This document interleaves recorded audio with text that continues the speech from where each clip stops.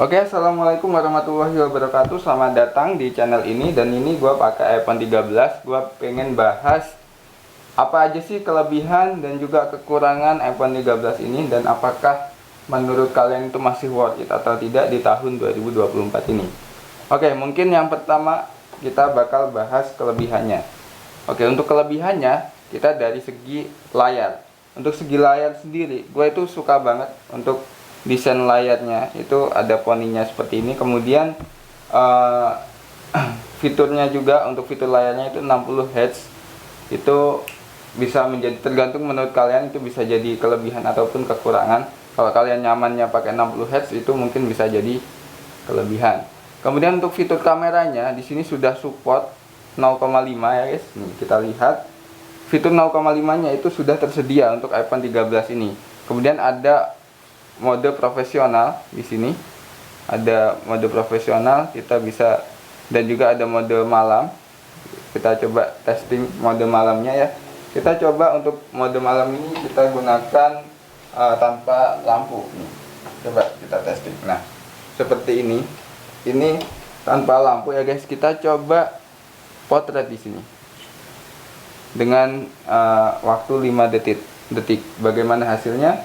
Kita lihat untuk hasil dari foto mode malam ini. Dan seperti ini guys. Ini nanti gua tampilin mungkin ya. Ini tuh lebih cerah banget. Kita hidupkan lampunya. Nah, hasilnya seperti ini guys. Untuk foto mode malamnya itu cukup oke dan detail nih guys. Nih, itu bisa kelihatan di sini foto mode malamnya. Mungkin karena itu ada cahaya backlight, jadi masih belum kerasa banget untuk fitur mode malamnya. Kemudian ada fitur profesional guys. Fitur profesional, dan juga kita bisa mengatur color gradingnya itu bakal seperti apa ya. Kemudian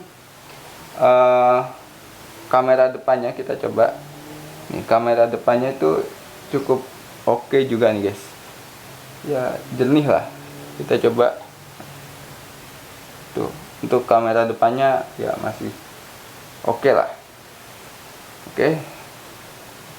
Itu untuk kameranya menurut gua nggak ada masalah. Itu kelihatan banget untuk upgrade-nya dari iPhone 12 ke 13 itu kerasa banget dan sangat cukup oke dan juga worth it untuk tahun 2024 ini. Kemudian kelebihan selanjutnya untuk baterai. Ini baterainya sangat-sangat awet guys. Kita lihat. Ini sehari lebih itu bisa kita nggak ngecas gitu. Kalau kita pakai untuk sosmed yang ringan-ringan itu sangat-sangat awet. Kita lihat baterainya. Nah, ini masih sangat-sangat awet gitu. Kesehatan baterainya 97% ini. Jadi ini udah dipakai sekitar 8 bulanan dan masih 97% ya, tidak berkurang banyak gitu. Dan sangat awet guys. Kalau dibandingkan dengan iPhone 10 yang sebelumnya itu jauh banget. Ini untuk fitur baterainya sekarang ya nggak terlalu boros lagi, nggak boros lagi kayak iPhone sebelumnya. Kan kita kenal kalau iPhone sebelumnya itu iPhone yang ya mungkin 10, 8 ke bawah itu kan baterainya boros banget gitu. Dan ini sangat awet menurut gua. Ini gua pakai buat keseharian, mungkin ya sehari itu baru ngecas gitu. Ya hampir sama kayak Android. Jadi bisa dipakai untuk HP utama kalian. Oke, sekarang kita bahas kekurangannya. Untuk kekurangannya mungkin kalau buat kalian yang suka layarnya lebar, ini mungkin iPhone 13 bukan menjadi salah satu pilihan ya. Jadi ini layarnya juga cukup kecil. Kalau buat gua sih ya standar lah, dan gua lebih nyaman pakai layar yang seperti ini ukurannya daripada terlalu besar. Tetapi buat orang-orang yang suka untuk main game atau streaming video YouTube, itu mungkin kerasa lebih kurang gitu, kurang lebar. Jadi ya seperti itu. Kemudian untuk layarnya juga itu banyak banget isunya bahwasanya iPhone 13 ini sering mengalami green screen. Ya itu saya sendiri kurang tahu ya, karena ini belum pernah green screen. Dan pihak Apple-nya juga itu mengklaim bahwa layarnya yang mungkin awalnya gampang green screen itu udah diubah, jadi sekarang udah nggak gampang green screen lagi, atau sistemnya atau apanya gitu. Katanya sih udah pakai pabrikan dari Samsung, jadi lebih oke gitu. Kemudian kekurangan selanjutnya, karena kameranya ini hanya 2, jadi fitur yang zoom ekstranya itu belum ada guys. Jadi itu hanya ada di iPhone 13 Pro atau 13 Pro Max gitu. Kemudian kekurangannya mungkin untuk 3 tahun ke depan ini udah nggak bisa update iOS ya.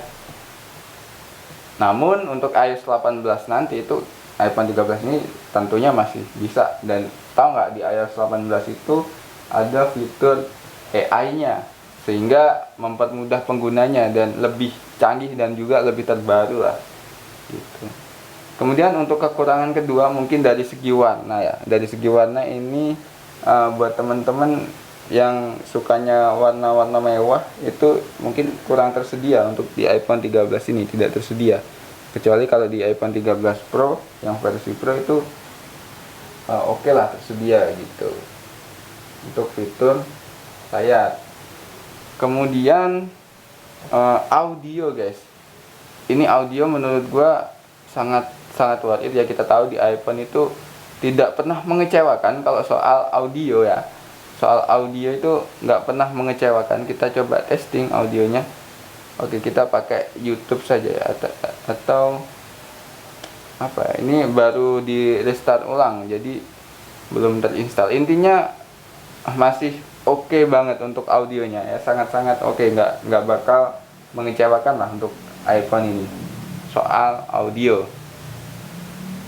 Kemudian kekurangan yang terakhir itu frame rate di layarnya. Ini mungkin agak lambat kalau kita bandingkan dengan iPhone 10. Sebentar kita ambil, itu ya nggak jauh beda untuk frame rate-nya. Kita coba compare dengan iPhone 10. Kita bandingkan untuk layarnya. Sebentar kita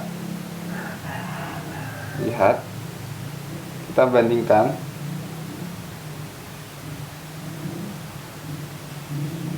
Oke.